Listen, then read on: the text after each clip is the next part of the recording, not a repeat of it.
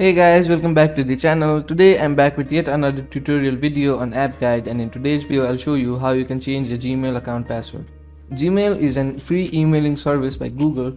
The security system of Gmail is very highly protected, so you really don't have to worry about your security. But if you're having doubts about your password security and other reasons you have to change the password, so in today's video I'll show you exactly how you can do that. It's a very simple process. Watch the video till the end, follow the steps I do, then you'll be able to change your Gmail account password in no time. So the first thing you want to do in order to change a Gmail account password is open your browser and go to gmail.com. Once you get to gmail.com, make sure that you're logged into the Gmail that you want to change the password of. So if you're signed in, what you need to do is go to the account icon.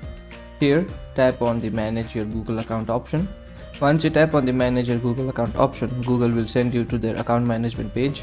Here, what you need to do is go to the securities menu. Once you get to the security menu, scroll down. Here you'll see a section labeled as signing in to Google. Here you'll also find your password option. You'll also see the last change date of your password. So tap on that password option. Once you tap on the password option, Google will ask you to confirm your password. So enter your password that you're currently using for your Google account. Once you enter the password that you're using for your Google account, tap on the next button. Once you tap on the next button, you land on an interface like this. Here you can create a new password for your Google account. So go ahead and create a new password for your Google account.